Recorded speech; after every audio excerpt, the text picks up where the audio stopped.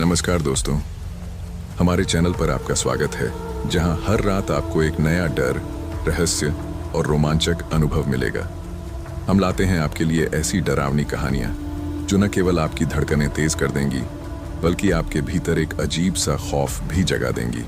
वो खौफ जो रात भर सोने नहीं देगा और हर कोने में किसी अजनबी की हलचल महसूस होगी। यदि आपको रहस्यमय घटनाएं, अनसुलझे रहस्य और तनावपूर्ण सिहरन पसंद हैं, तो हमारे चैनल को तुरंत सब्सक्राइब करें और बेल आइकन दबाएं ताकि हर नई कहानी सबसे पहले आपके पास पहुंचे।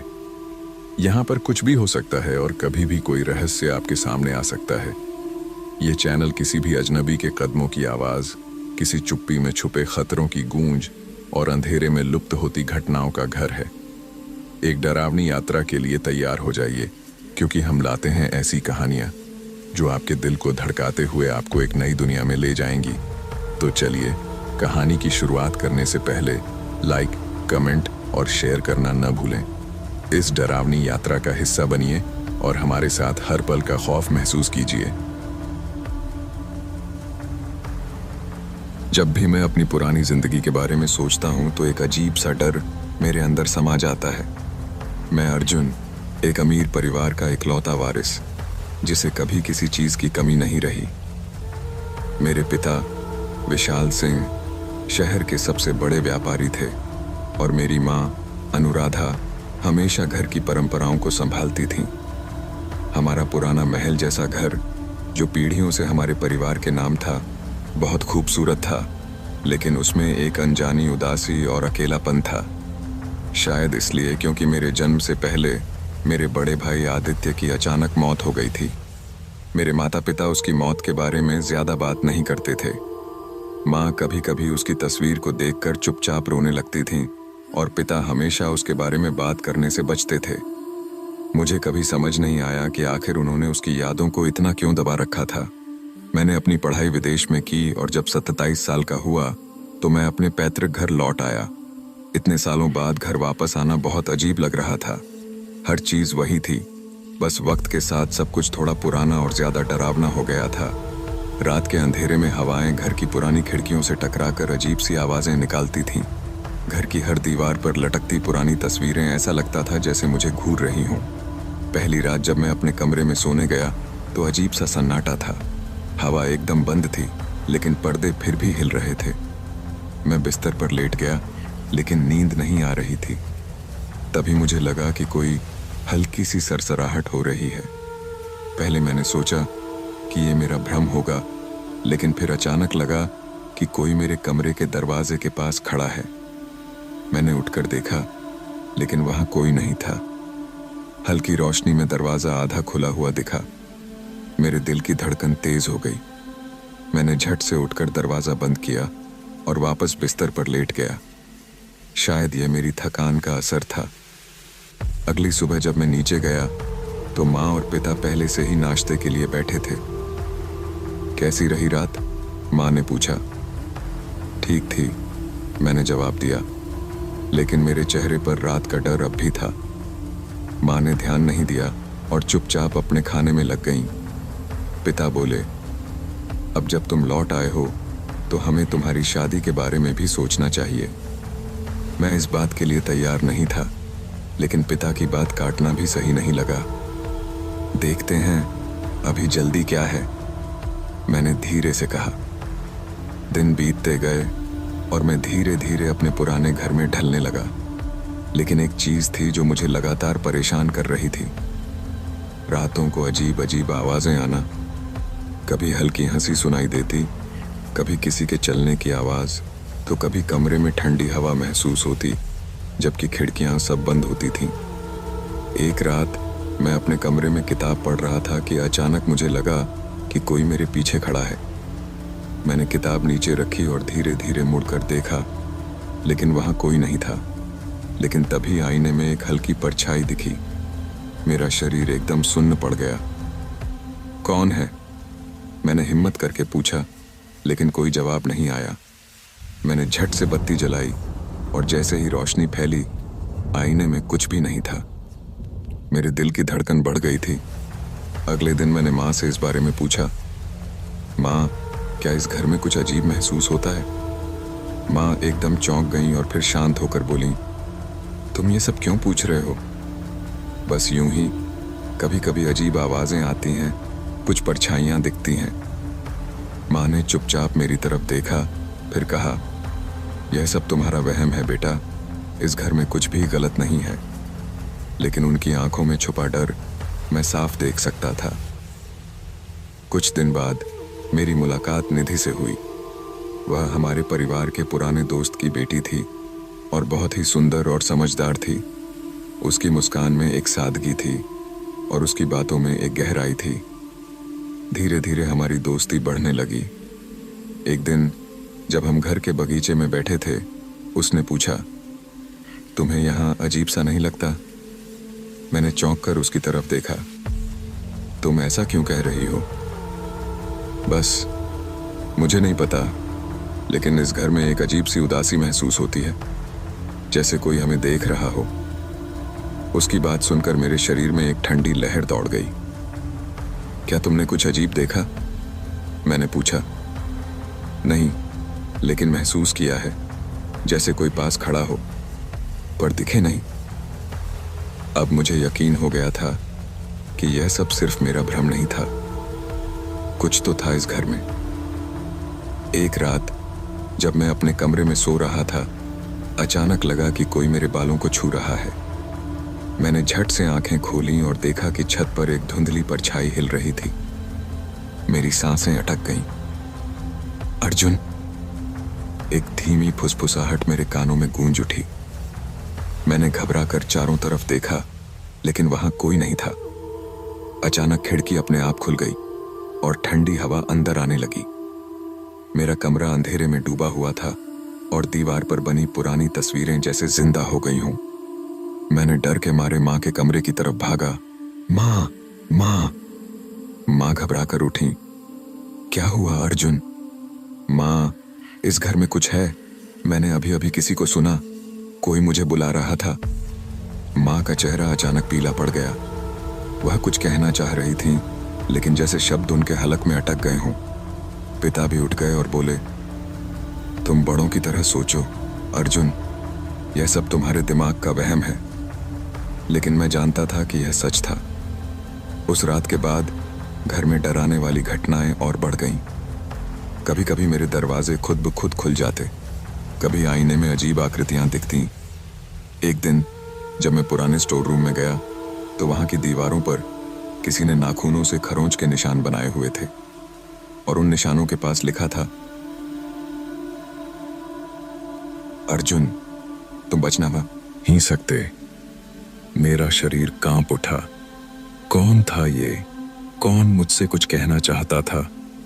और तभी मुझे एहसास हुआ, यह घर, यह परिवार, सब कुछ एक बहुत बड़े रहस्य में उलझा हुआ था। अगली सुबह जब मैं उठा तो मेरे पूरे शरीर में अजीब सा दर्द था। रात की डरावनी घटनाओं ने मुझे पूरी तरह से हिलाकर रख दिया था। मुझे समझ में नहीं आ रहा था कि जो कुछ भी हुआ वह सच था या सिर्फ मेरा भ्रम। लेकिन वह दीवार पर लिखे शब्द, अर्जुन, तुम बच नहीं सकते, अब भी मेरे दिमाग में घूम रहे थे। मैं बिस्तर से उठकर बाथरूम गया और जैसे ही मैंने आईने में खुद को देखा, मेरा दिल जोरों से धड़कने लगा। मेरी गर्दन पर हल्की लाल लकीरें थीं, जैसे किसी ने अपने नाखूनों से खरोंचा हो। यह देखकर मेरा शरीर कांपने लगा।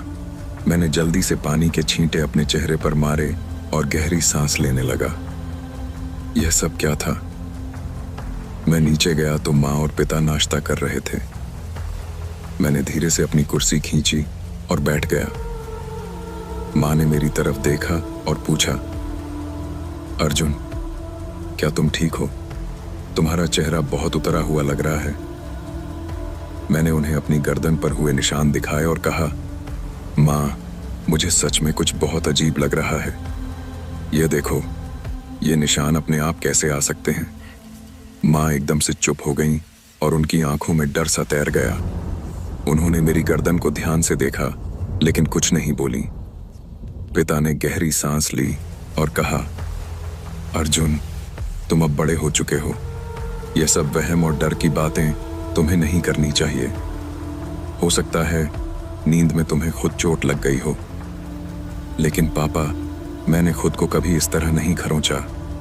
और दीवार पर जो लिखा था वो क्या था? कोई तो है जो हमें देख रहा है। इस घर में कोई है। माँ ने मेरी बात सुनकर जल्दी से सिर हिला दिया और कहा, बस अब और कुछ मत कहो अर्जुन। यह घर बहुत पुराना है और पुरानी जगहों में अजीब अजीब आवाजें आना आम बात है। तुम कुछ ज्यादा ही सोच रहे हो। मैं जानता था कि माँ कुछ छुपा रही थी, लेकिन उन्होंने मुझे कुछ भी बताने से साफ इनकार कर दिया। दिन भर मैं उस दीवार के बारे में सोचता रहा। आखिर वह शब्द किसने लिखे थे और क्यों? मैं यह राज जानने के लिए बेचैन था। रात को सोने से पहले मैंने अपने कमरे के सभी दरवाजे और खिड़कियां बंद कर ली। मैं चाहता था कि आज कोई भी अजीब चीज न हो, लेकिन मेरी किस्मत में चैन की नींद लिखी ही नहीं थी। आधी रात को अचानक मेरी नींद खुल गई। कमरे में घना अंधेरा था, लेकिन इस बार माहौल कुछ अलग था। हवा में एक अजीब सी ठंडक थी। ऐसा लग रहा था जैसे कमरे में कोई और भी मौजूद हो। तभी मुझे लगा कि कोई मेरे पलंग के पास खड़ा है। मेरी सांसें तेज हो गईं। डर के मारे मेरा शरीर हिल भी नहीं रहा था। मैंने धीरे धीरे अपनी आंखें खोली और देखा एक परछाई। वह परछाई बहुत लंबी थी और उसका चेहरा साफ नहीं दिख रहा था, लेकिन उसकी आंखें जलती हुई कोयले की तरह लाल थीं। अर्जुन, वह धीमी मगर डरावनी आवाज में बोली। मैं पूरी तरह से जड़ हो गया। मेरी आवाज मेरे गले में ही अटक गई। तुम इस घर में नहीं रह सकते। यह तुम्हारा घर नहीं है। मुझे समझ में नहीं आ रहा था कि क्या करूं। मैंने हिम्मत जुटाकर अपनी आवाज निकाली। तुम कौन हो? तुम मुझसे क्या चाहते हो? परछाई ने कोई जवाब नहीं दिया। वह धीरे धीरे मेरे करीब आ रही थी। मैं डर के मारे पीछे हट गया और बिस्तर से गिर पड़ा। तभी कमरे की सारी चीजें हिलने लगी। अलमारी अपने आप खुल गई और अंदर रखी किताबें नीचे गिरने लगीं। खिड़कियां तेज आवाज के साथ पटकने लगीं। मुझे लगा कि अब मेरी मौत पक्की है, लेकिन तभी वह परछाई अचानक गायब हो गई। कमरे में एकदम सन्नाटा छा गया, जैसे कुछ हुआ ही ना हो। मेरे दिल की धड़कन इतनी तेज थी कि मैं अपनी ही सांसें सुन सकता था। मैंने जल्दी से कमरे की बत्ती जलाई और इधर उधर देखा। कुछ भी अजीब नहीं था, लेकिन मेरा डर अब भी वैसा ही था। मैंने बिना देर किए माँ के कमरे की तरफ दौड़ लगाई। माँ, दरवाजा खोलो। माँ ने जल्दी से दरवाजा खोला और मुझे घबराया हुआ देखकर चौंक गई। क्या हुआ अर्जुन? माँ, मैंने किसी को देखा। वह मेरे कमरे में था। उसने मुझसे कहा कि यह मेरा घर नहीं है। माँ के चेहरे का रंग उड़ गया। पिता भी जाग गए और बोले, क्या बकवास कर रहे हो अर्जुन? मैं बकवास नहीं कर रहा। मैंने उसे अपनी आंखों से देखा है। माँ ने मेरी तरफ देखा और धीरे से बोली, अर्जुन, अब सच जानने का समय आ गया है। मैं हक्का बक्का रह गया। सच? कौन सा सच? माँ ने लंबी सांस ली और कहा, यह घर हमेशा से हमारा नहीं था। मेरे पैरों तले जमीन खिसक गई। मतलब? यह घर हमने कई साल पहले खरीदा था, लेकिन इससे पहले यहाँ जो परिवार रहता था, उनके साथ कुछ बहुत बुरा हुआ था। क्या हुआ था? मैंने घबरा कर पूछा। माँ की आंखों में आंसू आ गए। उनका इकलौता बेटा, जो तुम्हारी ही उम्र का था, एक दिन अचानक गायब हो गया। मुझे एक झटका सा लगा। गायब? कैसे? कोई नहीं जानता, लेकिन उसके माता पिता का मानना था कि इस घर में कोई शक्ति है जिसने उनके बेटे को छीन लिया। उन्होंने बहुत कोशिश की उसे ढूंढने की, लेकिन वह कभी नहीं मिला। और कुछ साल बाद उन दोनों ने भी आत्महत्या कर ली। मेरी रीढ़ में ठंडक दौड़ गई। तुमने यह बात पहले क्यों नहीं बताई माँ? क्योंकि हम नहीं चाहते थे कि तुम डर जाओ। इतने सालों से हमें इस घर में कोई परेशानी नहीं हुई थी, लेकिन अब शायद वह आत्मा लौट आई है। अब सब कुछ साफ हो गया था। वह परछाई, वह लाल आंखें, वह दीवार पर लिखा संदेश। यह घर सच में शापित था। मैंने माँ की तरफ देखा और कहा, हमें इस घर को छोड़ देना चाहिए माँ। माँ ने कोई जवाब नहीं दिया। हाँ, शायद वह भी यह समझ गई थी कि अब यहाँ रहना सुरक्षित नहीं था, लेकिन यह इतना आसान नहीं था, क्योंकि यह आत्मा हमें इतनी आसानी से जाने नहीं देने वाली थी। मैं और माँ रात भर सो नहीं पाए। हम दोनों ने जो सुना और देखा वह हमारी सोच से परे था। यह घर सच में शापित था। यह आत्मा कौन थी?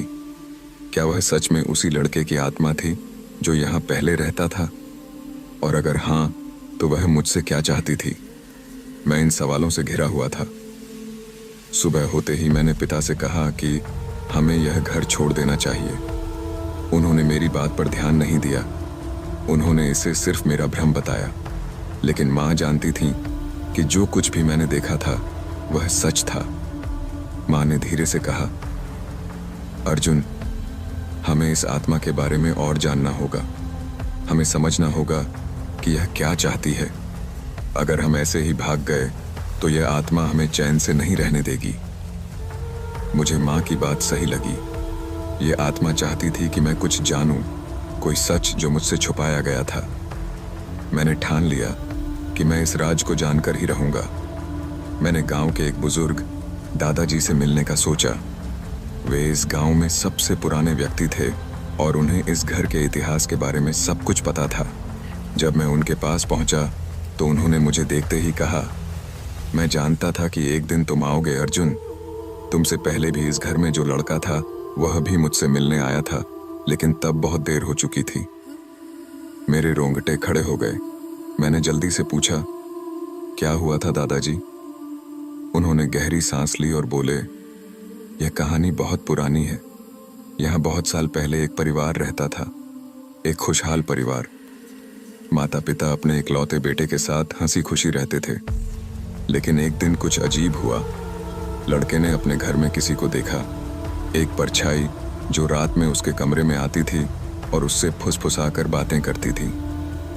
पहले तो उसके माता पिता को लगा कि यह बस उसका वहम है, लेकिन फिर चीजें अजीब होने लगीं। मैं ध्यान से उनकी बात सुन रहा था। उस लड़के ने कई बार अपने माता पिता से कहा कि कोई उसे बुलाता है, कोई उसे अपने पास बुला रहा है, लेकिन उसके माता पिता ने उसे डांट दिया और उसकी बातों को मजाक समझा। फिर एक दिन वह लड़का गायब हो गया। गायब हो गया? मैंने चौंक कर पूछा। हाँ अर्जुन, एक रात जब उसके माता पिता उसके कमरे में गए तो वहां कोई नहीं था। दरवाजा अंदर से बंद था, लेकिन लड़का कहीं भी नहीं था। पुलिस ने बहुत खोजबीन की, लेकिन वह कभी नहीं मिला। उसके माता पिता पागल हो गए और कुछ साल बाद उन्होंने भी आत्महत्या कर ली। मुझे पसीना आने लगा। तो वह लड़का अब वह आत्मा बन चुका है अर्जुन। उसकी आत्मा अब भी इस घर में है। वह किसी को जाने नहीं देगा। मैंने घबराकर पूछा, क्या इसका कोई उपाय नहीं है? दादाजी कुछ देर सोचते रहे और फिर बोले, है, लेकिन बहुत मुश्किल है। तुम्हें उसकी आत्मा से बात करनी होगी। तुम्हें उससे पूछना होगा कि उसे शांति कैसे मिलेगी। मेरे हाथ पैर ठंडे हो गए। मुझसे उससे बात करनी होगी? हाँ अर्जुन, अगर तुमने ऐसा नहीं किया तो यह आत्मा तुम्हें कभी चैन से जीने नहीं देगी। मैंने गहरी सांस ली। अब मेरे पास कोई और रास्ता नहीं था। मुझे इस आत्मा से मिलना ही होगा। रात होते ही मैं अपने कमरे में गया और सारी लाइट्स बंद कर दी। कमरे में घना अंधेरा था। मैंने धीरे से कहा, अगर तुम यहाँ हो तो सामने आओ, मैं तुमसे बात करना चाहता हूँ। कुछ देर तक कुछ नहीं हुआ। फिर अचानक ठंडी हवा चलने लगी। खिड़कियां वो अपने आप खुलने लगीं और तभी सामने वही परछाई खड़ी हो गई। उसकी लाल जलती हुई आंखें मुझे देख रही थीं। तुम मुझसे क्या चाहते हो? मैंने कांपती आवाज में पूछा। वह परछाई कुछ देर चुप रही। फिर उसने धीरे से कहा, मुझे न्याय चाहिए। न्याय? किस बात का न्याय? मेरी हत्या हुई थी अर्जुन। मुझे किसी ने मारा था और अब तक किसी को नहीं पता कि मेरे साथ क्या हुआ था। मैं कांपने लगा। तुम्हारी हत्या, लेकिन सब कहते हैं कि तुम बस गायब हो गए थे। नहीं अर्जुन, मैं कहीं नहीं गया था। मैं इसी घर में मारा गया था और मेरा शव अब भी यहीं कहीं है। मेरे दिल की धड़कन तेज हो गई। कौन था जिसने तुम्हें मारा? जो इस घर का असली मालिक था, वही जिसने इसे बाद में तुम्हारे पिता को बेचा। मैं सन्न रह गया, लेकिन वह तो बहुत पहले मर चुका था। हाँ, लेकिन उसने मरने से पहले मेरे साथ बहुत बुरा किया था। उसने मुझे इस घर के तहखाने में कैद कर दिया था और फिर मुझे मार डाला। मेरी आत्मा अब भी वहीं कैद है। मुझे अब समझ में आ गया था कि यह आत्मा क्यों परेशान थी। इसे न्याय चाहिए था। मैं तुम्हारी मदद कैसे कर सकता हूँ? मैंने हिम्मत करके पूछा। मेरा शव ढूंढो और दुनिया को बताओ कि मेरे साथ क्या हुआ था, तभी मुझे शांति मिलेगी।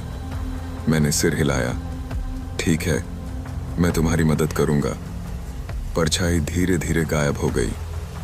अब मेरे पास एक ही रास्ता था, इस घर के तहखाने में जाना और उस लड़के की हड्डियों को ढूंढना। लेकिन मुझे नहीं पता था कि वहां जाने के बाद क्या होने वाला था। मैं पूरी रात सो नहीं पाया।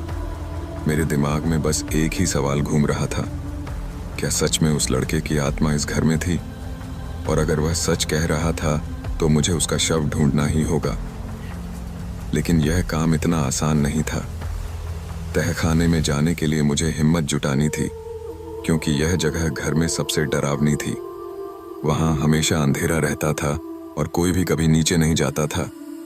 माँ भी वहां जाने से मना करती थी, लेकिन अब मुझे वहां जाना ही था, चाहे कुछ भी हो जाए। अगली सुबह मैंने माँ से पूछा, क्या आपको पता है कि इस घर में कोई तहखाना भी है? माँ थोड़ा हैरान हुई और बोली, हाँ, लेकिन हम वहां कभी नहीं जाते। वहां बहुत पुरानी और टूटी फूटी चीजें पड़ी हैं। मैंने दिखावे के लिए कहा, मैं बस देखना चाहता हूं कि वहां कुछ काम का सामान है या नहीं। माँ ने थोड़ी देर सोचा, फिर सिर हिलाते हुए कहा, अगर जाना ही है तो पिता के आने का इंतजार कर लो। लेकिन मैं इंतजार नहीं कर सकता था। माँ के काम में व्यस्त होते ही मैं चुपचाप तहखाने की तरफ बढ़ा। लकड़ी का पुराना दरवाजा चरमरा कर खुला। अंदर घुप अंधेरा था। मैंने अपनी टॉर्च जलाई और सीढ़ियां उतरने लगा। मेरे कदमों की आवाज गूंज रही थी और हर कदम के साथ मेरा दिल जोर से धड़कने लगा। नीचे पहुंचते ही मुझे एक अजीब सी सड़ांध महसूस हुई। ऐसा लग रहा था जैसे कुछ सड़ा हुआ हो। चारों ओर धूल जमी थी और जाले लटक रहे थे। टूटी हुई लकड़ियों और फटे पुराने बक्सों के बीच से रास्ता बनाते हुए मैं तहखाने के कोने में पहुंचा। अचानक मेरी नजर फर्श पर पड़ी। वहां मिट्टी थोड़ी अलग दिख रही थी, जैसे वहां हाल ही में कुछ दबाया गया हो। मेरा दिल तेजी से धड़कने लगा। क्या यह वही जगह थी जहां उस लड़के को दफनाया गया था? मैंने हिम्मत जुटाई और वहां खुदाई करने लगा। जैसे जैसे मैं मिट्टी हटाता गया, मेरी सांसें तेज होने लगीं और फिर अचानक मेरा हाथ किसी ठोस चीज से टकराया। वह एक हड्डी थी। मैंने जल्दी जल्दी और मिट्टी हटाई। अब साफ दिख रहा था कि वहां एक कंकाल दबा था। मेरा गला सूख गया। यह वही लड़का था। उसकी आत्मा सच कह रही थी। अचानक मुझे अपने पीछे किसी की मौजूदगी का एहसास हुआ। जैसे ही मैंने पलट कर देखा, एक ठंडी हवा का झोंका आया और मेरी टॉर्च बुझ गई। चारों तरफ अंधेरा छा गया। मैं घबराकर पीछे हटा, लेकिन तभी एक धीमी आवाज सुनाई दी, अब सबको बताओ कि मेरे साथ क्या हुआ था। मेरे शरीर में झुरझुरी दौड़ गई। मैं जल्दी से ऊपर भागा और दरवाजा धक्का देकर बंद कर दिया।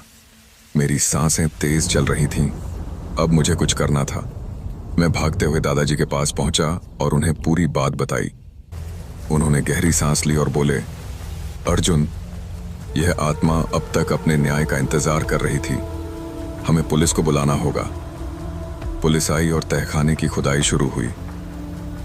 कुछ ही देर में उन्होंने पूरा कंकाल निकाल लिया। उसके कपड़े अब भी कुछ हद तक सलामत थे। जिससे उसकी पहचान हुई। यह वही लड़का था जो इस घर में बरसों पहले रहता था, लेकिन अब सवाल यह था कि उसकी हत्या किसने की। जैसे जैसे पुलिस ने जांच आगे बढ़ाई, हमें एक चौंकाने वाली सच्चाई पता चली। इस घर के पहले मालिक ने उस लड़के को इसलिए मारा था क्योंकि उसने एक राज देख लिया था, एक खौफनाक राज जिससे उसका पर्दाफाश हो सकता था। जब लड़के ने अपने माता पिता को बताने की कोशिश की तो घर के मालिक ने उसे पकड़ लिया और तहखाने में बंद कर दिया। भूख और डर से तड़पकर उसकी मौत हो गई थी। जब यह सच्चाई सबके सामने आई तो लड़के की आत्मा फिर से प्रकट हुई, लेकिन इस बार वह डरावनी नहीं थी। उसकी आंखों में शांति थी। वह बस मुझे देख रही थी, जैसे धन्यवाद कह रही हो। फिर वह धीरे धीरे गायब हो गई। उस रात पहली बार मुझे इस घर में शांति महसूस हुई। अब कोई अजीब आवाजें नहीं थीं, कोई फुसफुसाहट नहीं थी। वह आत्मा अब मुक्त हो चुकी थी, लेकिन मैं जानता था कि यह कहानी हमेशा मेरे साथ रहेगी। मैंने एक आत्मा को न्याय दिलाया था और अब यह घर सच में हमारा था, बिना किसी छिपे हुए डर के। मैं सोच रहा था कि अब सब कुछ ठीक हो गया है। घर में अब कोई अजीब घटनाएं नहीं हो रही थीं। रात को भी कोई सरसराहट या फुसफुसाहट सुनाई नहीं देती थी। माँ भी अब चैन से सोने लगी थी। पिता पहले ही कह चुके थे कि यह सब मेरा भ्रम था, लेकिन जब पुलिस ने तहखाने से कंकाल निकाला तो उन्हें भी मानना पड़ा कि इस घर में कुछ न कुछ गलत हुआ था। सब कुछ सामान्य हो रहा था, लेकिन मेरे मन में एक सवाल अब भी घूम रहा था। क्या वाकई सब खत्म हो गया? मैंने सोचा कि अब मुझे इस बारे में और चिंता करने की जरूरत नहीं है। पर जिस रात यह सब खत्म हुआ समझकर मैं चैन से सोने की कोशिश कर रहा था, तभी मुझे महसूस हुआ कि मेरा कमरा पहले की तरह शांत नहीं है। यह कोई डरावनी आवाज नहीं थी, बल्कि अजीब सी बेचैनी थी, जैसे कोई मुझे देख रहा हो। मैंने आंखें खोलकर चारों तरफ देखा। सब कुछ सामान्य लग रहा था, लेकिन मेरे शरीर में एक अजीब सी ठंडक दौड़ रही थी। मैंने घड़ी देखी।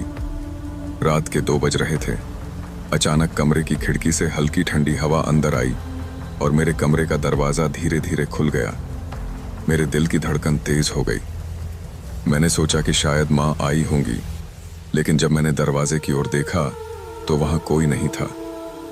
अब मुझे सच में डर लगने लगा था। मैंने धीरे से आवाज लगाई, कौन है? लेकिन कोई जवाब नहीं आया। मैं बिस्तर से उठने ही वाला था कि मुझे अपनी अलमारी के पास कुछ हलचल महसूस हुई। ऐसा लगा जैसे कोई वहां खड़ा है। मैंने टॉर्च उठाई और धीरे से अलमारी की तरफ बढ़ा। जैसे ही मैंने टॉर्च की रोशनी उस पर डाली, मेरी सांस अटक गई। वहां एक परछाई थी, एक काली परछाई जो दीवार पर हिल रही थी, लेकिन वहां कोई भी खड़ा नहीं था। मैंने घबराकर टॉर्च बंद कर दी और बिस्तर की ओर भागा। मेरा पूरा शरीर कांप रहा था। तभी कमरे में फुसफुसाहट गूंजने लगी। यह आवाज पहले धीमी थी, लेकिन धीरे धीरे तेज होने लगी। तुमने सोचा कि सब खत्म हो गया? मेरे कानों में यह शब्द पड़े और मेरी रीढ़ में ठंडक दौड़ गई। यह वही आवाज थी जो मैंने तहखाने में सुनी थी, लेकिन इसमें गुस्सा था। तुमने मुझे न्याय दिलाया, लेकिन मेरा बदला अभी बाकी है। अब मेरी घबराहट डर में बदल चुकी थी। मैंने तेज आवाज में कहा, कौन हो तुम?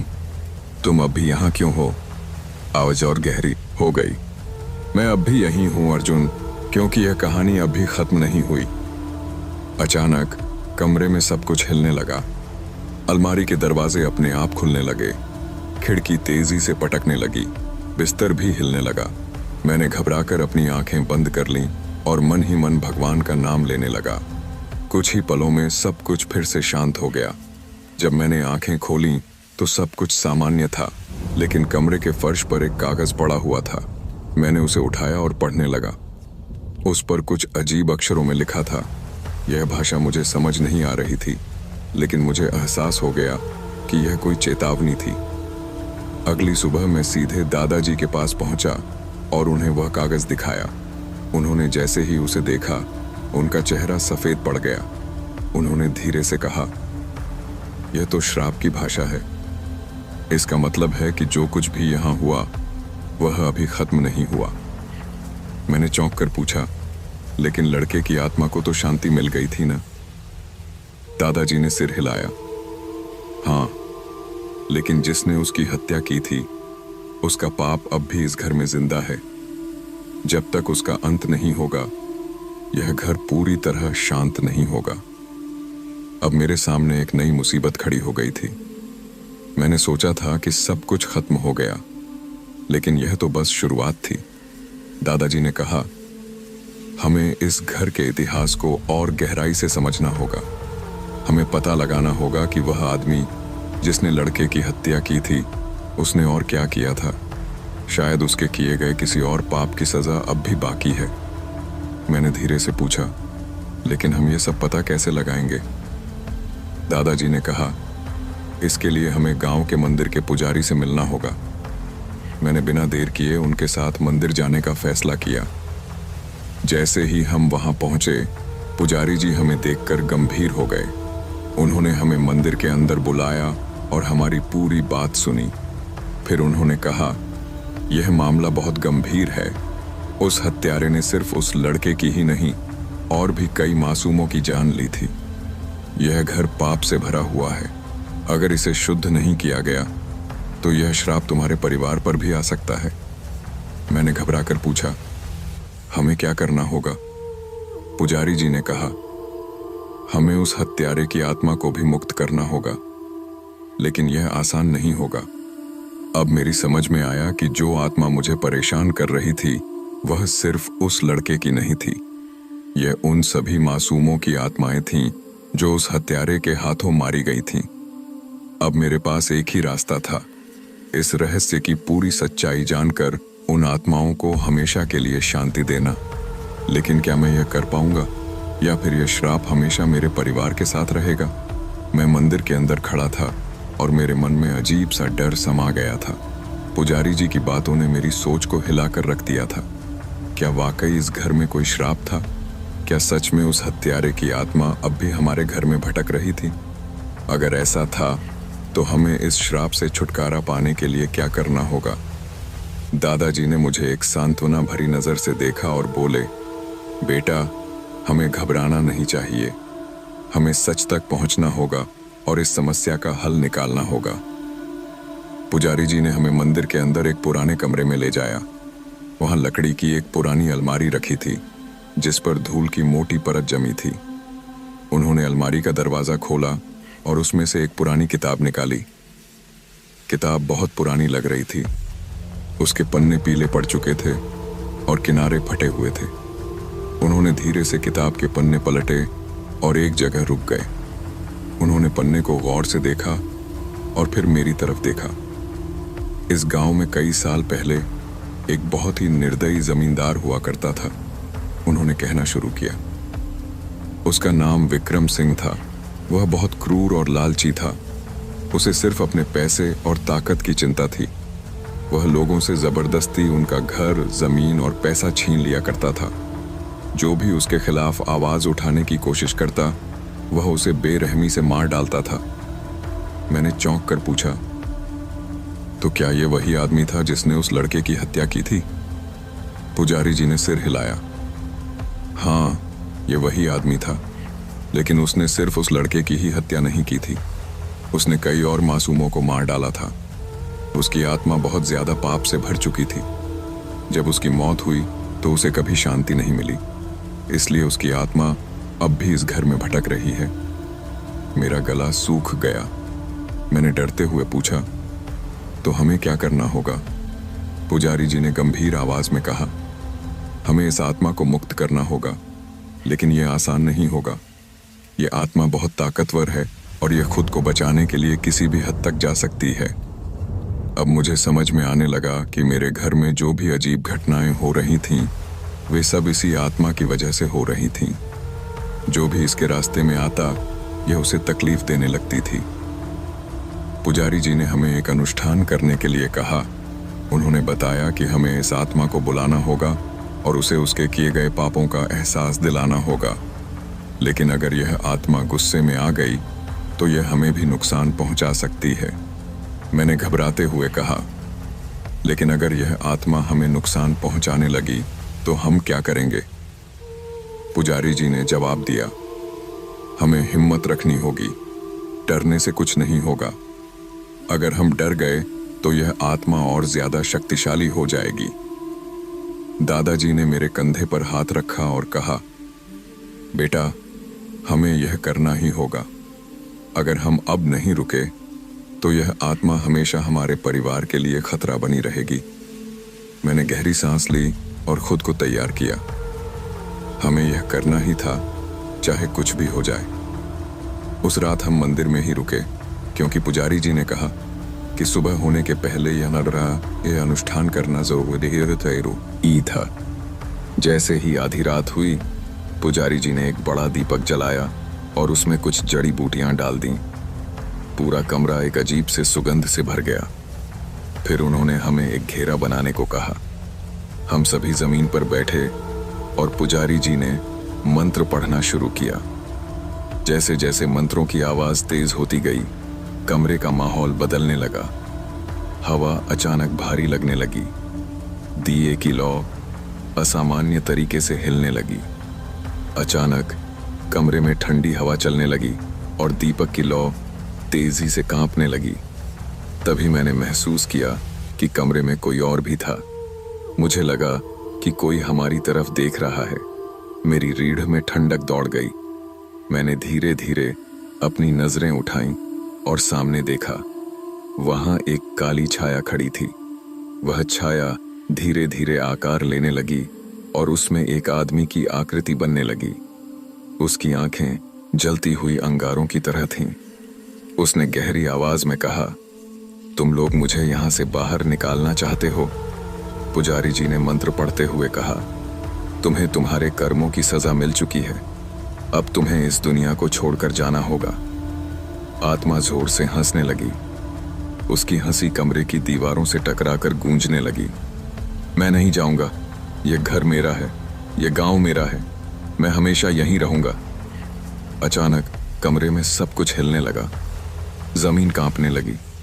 दीपक की लौ बुझ गई और हम सब अंधेरे में डूब गए।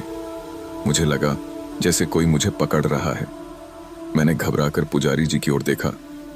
पुजारी जी जोर से बोले, डरो मत, मंत्र पढ़ते रहो। मैंने हिम्मत जुटाई और पुजारी जी के साथ मंत्र पढ़ने लगा।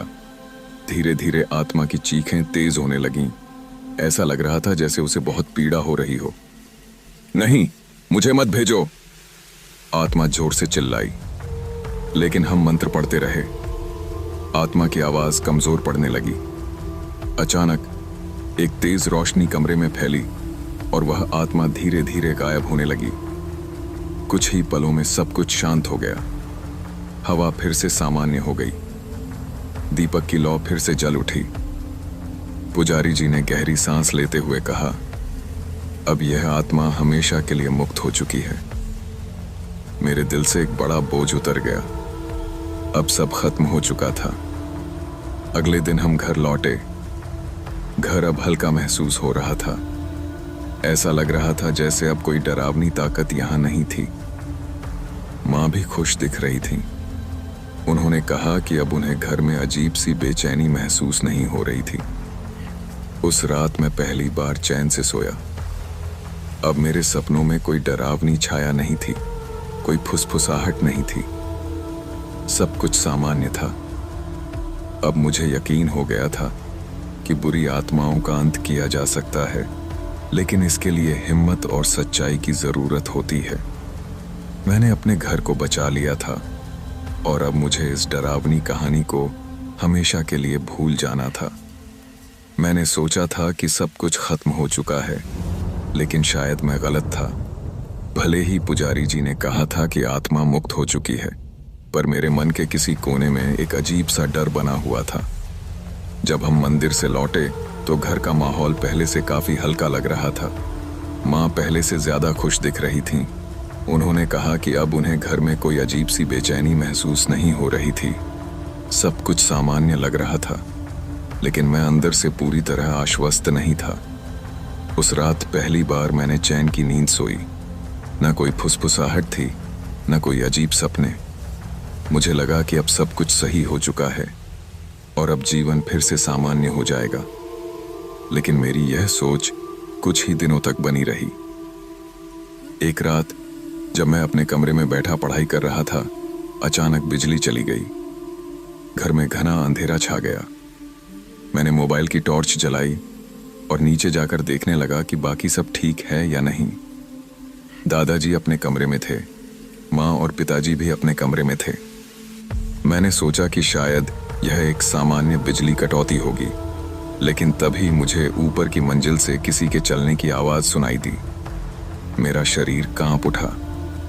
ऊपर कोई नहीं था। वहां बस एक बंद कमरा था जो सालों से कभी खोला नहीं गया था। यह वही कमरा था जहां सबसे ज्यादा अजीब घटनाएं होती थीं। मैंने हिम्मत जुटाई और धीरे धीरे सीढ़ियों की ओर बढ़ने लगा। हर कदम के साथ मेरा दिल जोर जोर से धड़क रहा था। मैंने टॉर्च ऊपर की ओर घुमाई, लेकिन वहां कुछ नहीं दिखा, पर आवाजें अब भी आ रही थीं। ऐसा लग रहा था जैसे कोई धीरे धीरे चल रहा हो। मैंने सोचा कि शायद मेरी आंखों का धोखा होगा, लेकिन तभी अचानक दरवाजे पर जोर की दस्तक हुई। ऐसा लगा जैसे किसी ने पूरी ताकत से दरवाजे को धक्का दिया हो। मैं वहीं जम गया। यह दरवाजा तो सालों से बंद था, फिर यह खुद कैसे हिल सकता था? अचानक दरवाजा अपने आप खुल गया। मेरी सांस अटक गई। अंदर घना अंधेरा था, लेकिन टॉर्च की रोशनी में मैंने देखा कि कमरे के बीचों बीच एक कुर्सी पड़ी थी और उसके पीछे दीवार पर खून से कुछ लिखा था। मेरे कदम ठिठक गए। मैंने हिम्मत करके दीवार पर लिखा पढ़ने की कोशिश की। वहां लिखा था, मैं अभी भी यहां हूं। मेरा पूरा शरीर ठंडा पड़ गया। अचानक हवा तेज हो गई और कमरे के अंदर की खिड़कियां जोर जोर से हिलने लगीं। मैं घबराकर पीछे हटने लगा, लेकिन तभी मुझे ऐसा लगा जैसे किसी ने मेरे कंधे पर हाथ रखा हो। मैं झटके से मुड़ा, लेकिन वहां कोई नहीं था। मैं घबराकर सीढ़ियों की ओर भागा और नीचे आकर हांफते हुए खड़ा हो गया। माँ और दादाजी मुझे देखकर चौंक गए। माँ ने पूछा, क्या हुआ बेटा, तुम इतने घबराए हुए क्यों हो? मैं कुछ बोल नहीं पाया। मेरी आवाज जैसे गले में अटक गई थी। दादाजी ने मेरी तरफ देखा और कहा, क्या फिर से कुछ हुआ? मैंने धीरे से सिर हिलाया। दादाजी ने एक गहरी सांस ली और बोले, मुझे डर था कि यह खत्म नहीं हुआ है। शायद हमने कुछ गलत किया। पिताजी भी आ गए और बोले, क्या मतलब? पुजारी जी ने तो कहा था कि आत्मा मुक्त हो चुकी है, फिर यह सब क्यों हो रहा है? दादाजी ने गंभीर स्वर में कहा, शायद हमने सिर्फ उसे कमजोर किया था, पूरी तरह मुक्त नहीं किया। हमें फिर से पुजारी जी के पास जाना होगा। अगले दिन हम पुजारी जी के पास पहुंचे और उन्हें सब कुछ बताया। उन्होंने हमारी बातें ध्यान से सुनी और फिर कुछ देर सोचते रहे। फिर उन्होंने कहा, ऐसा लगता है कि आत्मा को पूरी मुक्ति नहीं मिली। हमें इस अनुष्ठान को दोबारा करना होगा, लेकिन इस बार हमें उसे पूरी तरह से मुक्त करने के लिए कुछ और करना पड़ेगा। हमने उनसे पूछा कि अब हमें क्या करना होगा। उन्होंने कहा कि हमें उस कमरे को पूरी तरह से साफ करना होगा और जो भी चीज वहां पड़ी है उसे नष्ट करना होगा, क्योंकि आत्मा का असली बंधन उस कमरे में छुपा हुआ हो सकता है। हमने तुरंत घर लौटकर उस कमरे को खोलने का फैसला किया। मैं, दादाजी और पिताजी तीनों उस कमरे में गए। माँ और बाकी सदस्य बाहर खड़े रहे। जैसे ही हमने कमरे का दरवाजा खोला, अंदर का माहौल बहुत भारी लगने लगा।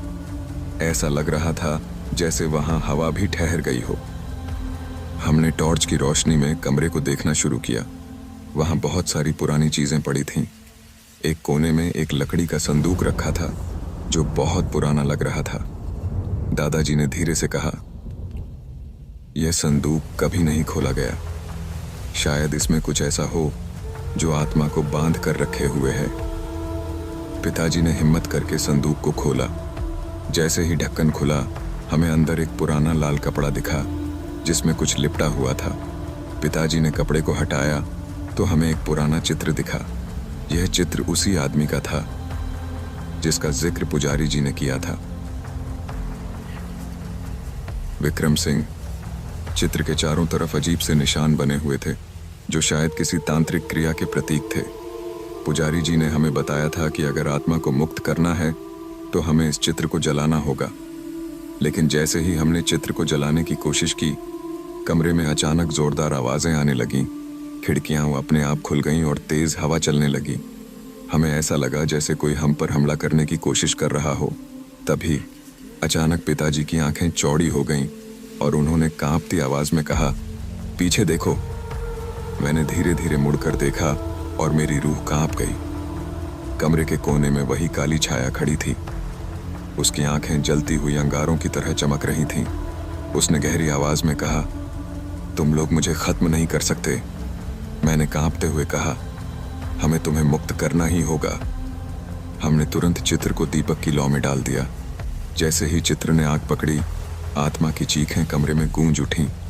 ऐसा लग रहा था जैसे कोई बहुत बड़ा तूफान आ गया हो।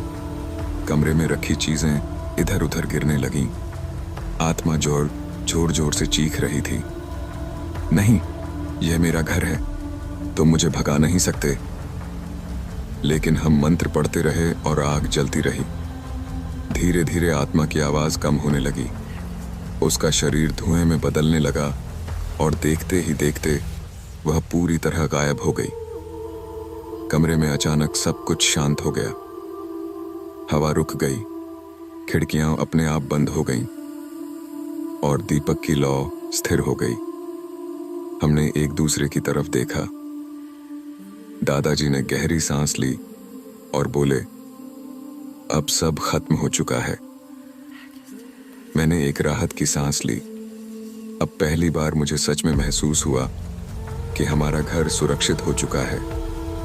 उस रात मैंने पहली बार बिना किसी डर के सोया।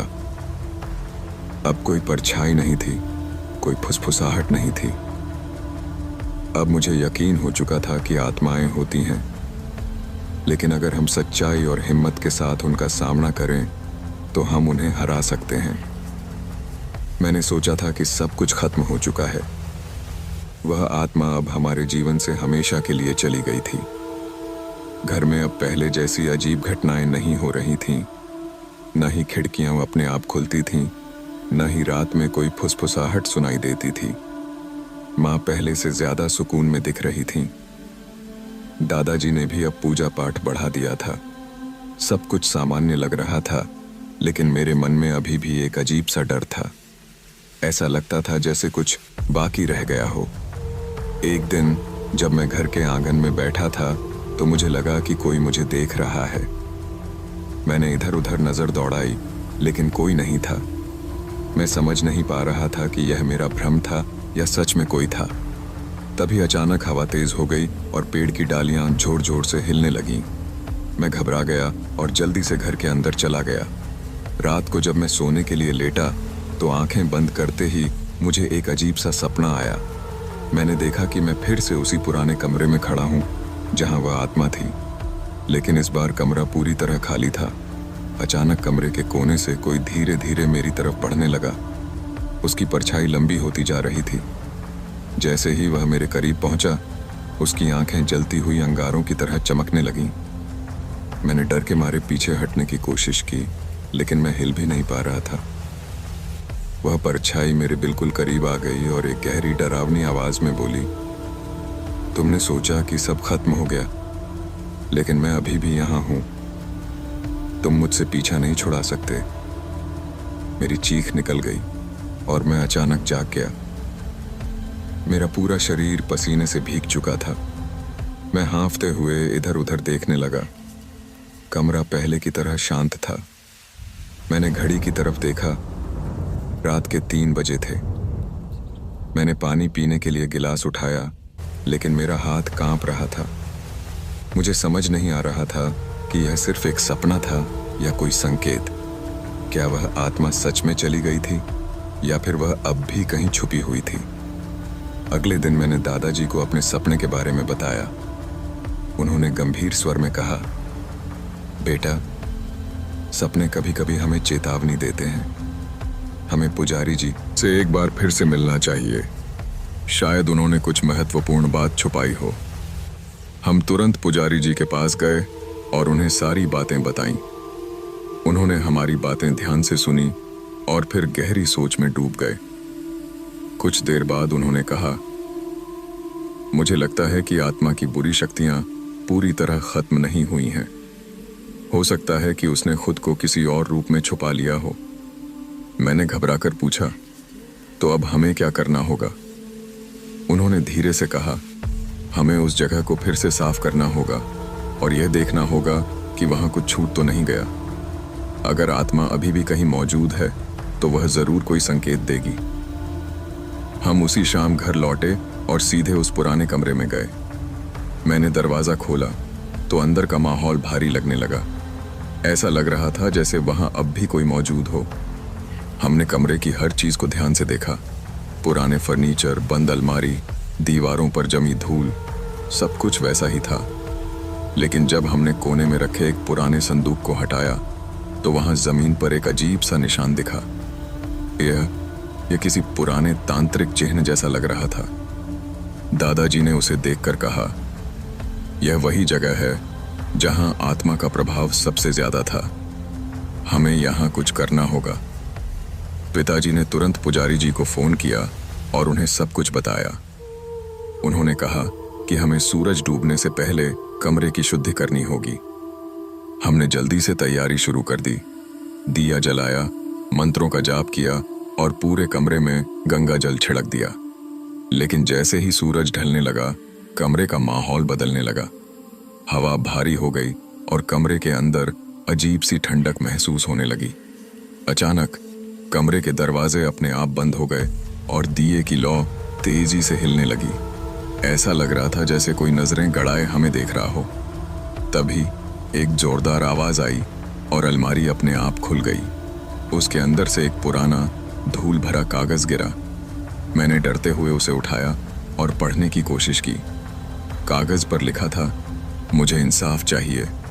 मैं तब तक चैन से नहीं रहूंगा जब तक मेरे हत्यारों को सजा नहीं मिलेगी। मेरा सिर चकरा गया। मैंने दादाजी की तरफ देखा। उन्होंने गंभीर आवाज में कहा, इसका मतलब आत्मा अब भी अपनी मौत का बदला चाहती है। पुजारी जी ने कहा, हमें अब आत्मा से सीधे बात करनी होगी। यह हमें तब तक नहीं छोड़ेगी जब तक इसकी आखिरी इच्छा पूरी नहीं हो जाती। मैंने कांपते हुए कहा, लेकिन हम उससे बात कैसे करेंगे? उन्होंने एक मंत्र पढ़ा और दीपक की लौ के सामने कागज रखा। अचानक कमरे में एक अजीब सी गूंज उठी। ऐसा लग रहा था जैसे कोई हमारी बात सुन रहा हो। धीरे धीरे कमरे के कोने में धुएं जैसा कुछ बनने लगा और फिर कुछ ही पलों में वह धुआं एक आकृति में बदल गया। यह वही आत्मा थी। उसकी आंखें अब भी जल रही थीं और वह गुस्से में थी। उसने गहरी आवाज में कहा, तुमने सोचा कि मुझे हरा सकते हो, लेकिन मैं तब तक नहीं जाऊंगा जब तक मेरा बदला पूरा नहीं होगा। मैं कांपते हुए बोला, तुम्हें किससे बदला लेना है?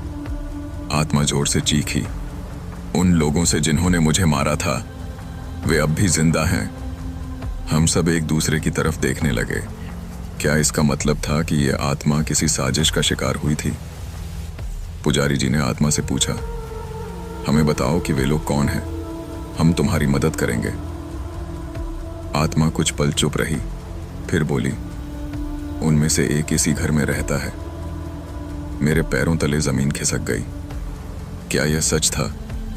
क्या हमारे परिवार का कोई सदस्य इस आत्मा की मौत का जिम्मेदार था?